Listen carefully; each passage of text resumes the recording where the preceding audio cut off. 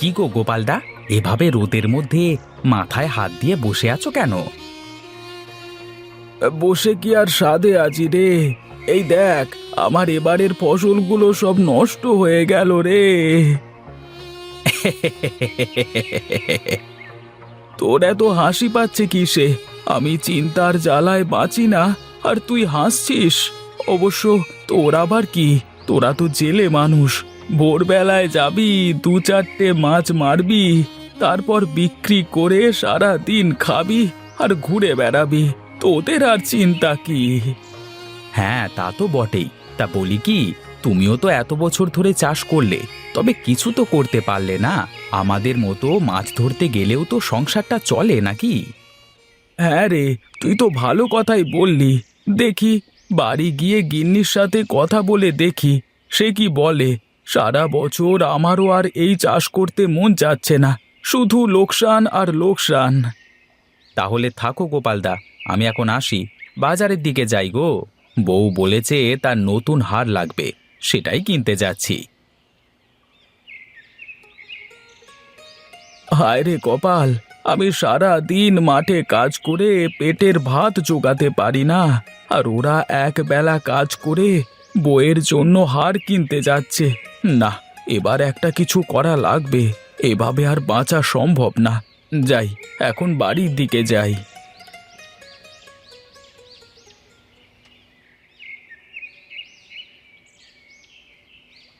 কি গো গিন্নি, মেয়েকে ভাত খাওয়াচ্ছ? মা আমার কি দিয়ে ভাত খাচ্ছে? মেয়ে আবার কি দিয়ে ভাত খাবে? হাতির গোশ দিয়ে ভাত খাচ্ছে। বাবা, তোমাকে কতবার বললাম যে আমি পাঙ্গাস মাছ দিয়ে ভাত খাবো, তুমি তো কিনেই আনো না। কি দিয়ে আর কিনবো রে মা, হাতের যা অবস্থা, টাকা পয়সা কিছুই নেই। আবার এদিকে ফসলগুলো নষ্ট হয়ে গেল। এবারে বেঁচে থাকায় দায় হয়ে যাবে। ভালো মন্দ খাওয়া তো দূরের কথা। আমি কিছু জানি না, আজকে তুমি আমার জন্য পাঙ্গাস মাছ কিনে আনবে, এই আমি বলে রাখলাম। নিজেরা না হয় নুন মাখা ভাত দুবেলা খেয়ে উঠলাম, কিন্তু এই ছোট মেয়েটাকে এসব খেতে পারে? ওর জন্য তো কিছু একটা করা দরকার। আমি এখন কি করব তাহলে? যাও, আবার ওই চাষ করো গিয়ে। সারা বছর একটা ফসল ঘরে তুলতে পারে না, আবার এদিকে চাষ চাষ করে জীবনটা একেবারে শেষ করে দিল। কি করব বলো, আমি তো চাষ ছাড়া আর কিছু করতেও জানি না। কিন্তু এবার ভাবছি নিতাইয়ের সাথে আমিও মাছ ধরতে যাব। তো যাও, তোমাকে মানা কে করেছে শুনি? যা করে দুবেলা ভাত জোগাড় হবে তাই করো গিয়ে।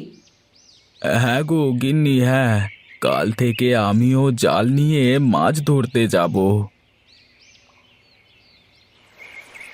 নিতাইয়ের কথা মতো তো চলে এলাম মাছ ধরতে, কিন্তু মাছ কিভাবে ধরতে হয় তা তো আমি জানি না। যাক, দেখা যাক কি হয়। মাছ ধরা এমন আর কি।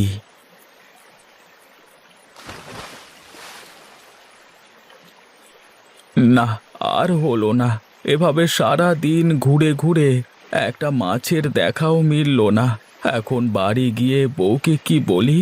ওদিকে আমার মেয়েটাও শুধু ভাত খেতে পারে না। ওর জন্য তো একটা মাছ পেলেও মনে শান্তি হতো।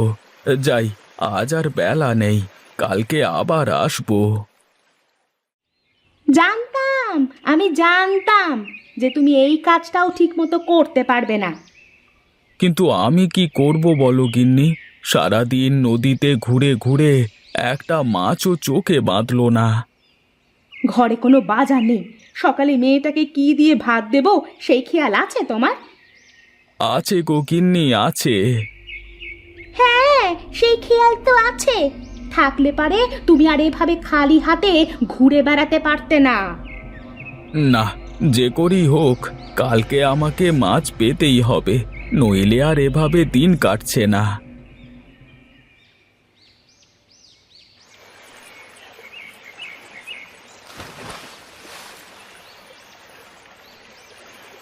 না না, আর পারা গেল না। ওদিকে চাষ করতে গেলে ফসল নষ্ট হয়ে যায়, আর এদিকে মাছ মারতে এলে চালাক মাছগুলো সব পানির নিচে চলে যায়।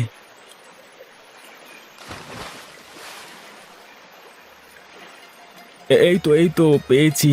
কি সুন্দর সোনালি মাছ! আমার মেয়েটা দেখলে খুব খুশি হবে।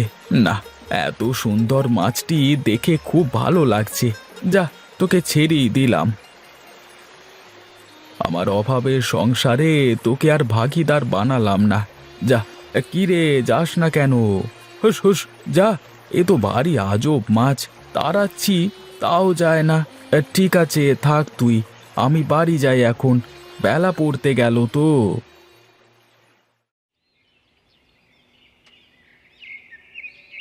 কি রে ভাই, শুনলাম নাকি তুইও মাছ মারতে যাস? তা কথা কি সত্য নাকি? হ্যাঁ রে, দেখতে পাচ্ছিস না, কাঁধে জাল নিয়ে বাড়ি যাচ্ছি।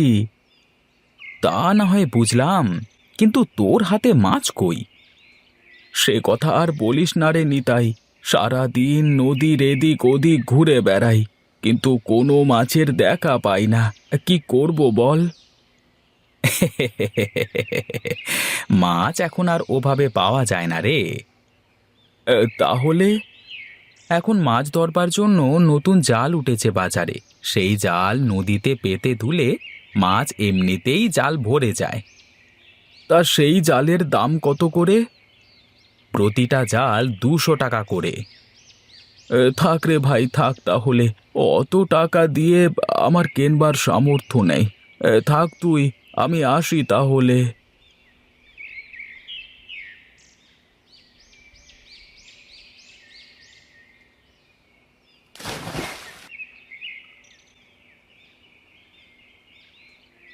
কি রে, প্রতিদিন অন্য কোনো মাছ তো পাই না, শুধু তোর সাথেই দেখা হয়।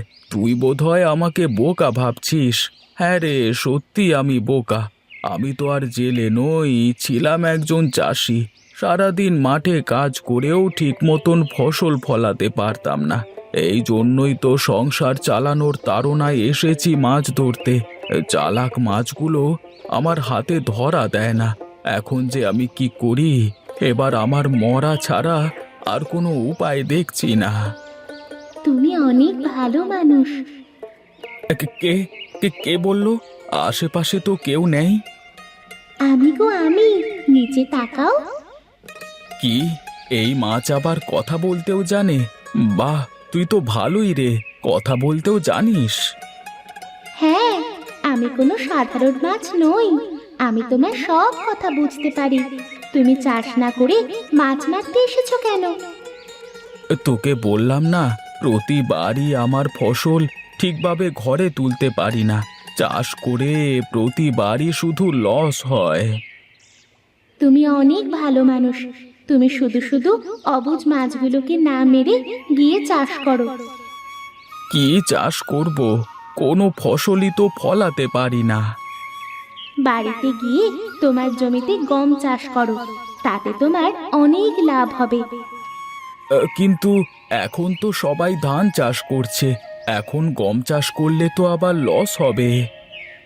আমি তোমাকে যা বললাম তুমি তাই করো। আমার আশীর্বাদ তোমার সাথে থাকবে। ঠিক আছে।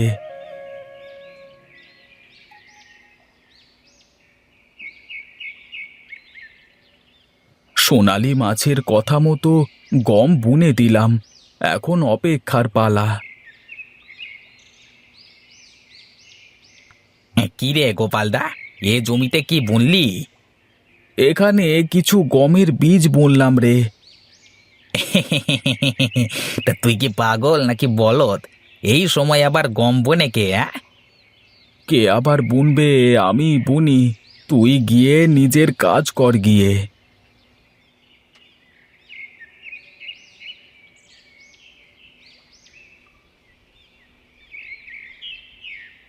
কি গো গিন্নি, ভাত কি রেঁধেছো নাকি? খুব ক্ষুধা লেগেছে, ভাত দাও। আর সকালে চাল আটা সব ফুরিয়ে গেছে, রান্নার কিছুই নেই। বলো কি, কিছুই নেই? না, সকাল থেকে মেয়েটাও আমার না খেয়ে রয়েছে। যাই দেখি, জমিদার বাবুর কাছ থেকে কিছু টাকা সুদে ধার নেওয়া যায় নাকি। টাকা তো নিতে যাচ্ছ, শোধ দিবা কিভাবে? জমিতে গম বুনে এলাম গিন্নি, গমগুলো হলে টাকা পরিশোধ করে দেব। তোমার তো কোনো ফসলই হয় না, এখন ধান নিয়ে পরে যদি ফসল না হয় তখন কি করবে? তা তখন দেখা যাবে। এ আবার কি অলক্ষণে কাণ্ড! 10-15 দিন হলো গম বুনলাম, এ কদিনে গম পেকে গেল। আর এত ফলনওয়ালা গম তো আমি জীবনেও দেখিনি। বুঝেছি বুঝেছি, সবই ওই সোনালি মাছের কারসাজি। যাই, গিয়ে বউকে বলি গিয়ে। গিন্নি, ও গিন্নি, কোথায় গেলে গো তোমরা? তাড়াতাড়ি এদিকে এসো। কি হয়েছে, এত ডাকাডাকি করছো কেন? এবার আমাদের ভাগ্য খুলে গেছে গো গিন্নি। কি হয়েছে তা তো বলবা। হে হে, তোমাকে না বলেছিলাম জমিতে গম বুনেছি, সেই গম এ কদিনেই বড় হয়ে পেকে গেছে, আর ফলনও হয়েছে খুব। তাই নাকি?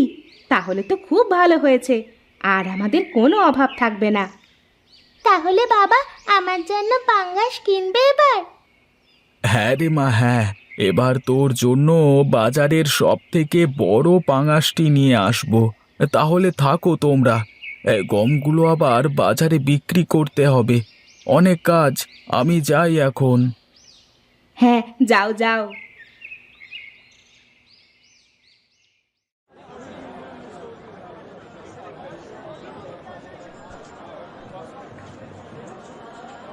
কি গো গোপালদা, এত গম কি তোমার?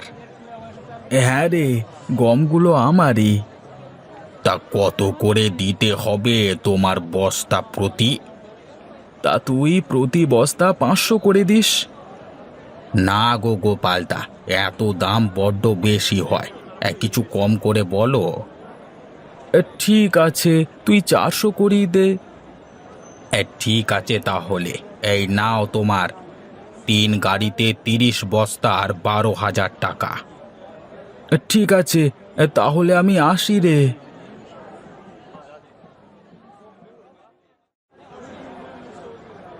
এই যে নিতাই, এই বড় পাঙাশগুলো কত করে রে? এগুলো গোপালদা বড় পাঙাশ, এগুলো তো 100 করে বিক্রি করছি। ঠিক আছে, আমাকে দুটো দিয়ে দে তো। এই নাও। এই নে তোর 200 টাকা। আসি রে নিতাই। ঠিক আছে দাদা, এসো।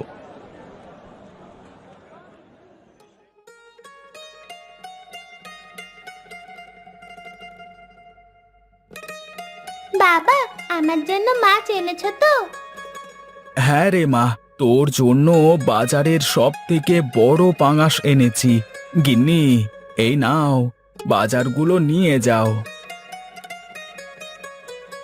গম কত টাকায় বিক্রি করলে গো? এই তো 12,000 টাকায়। কি, এত টাকা?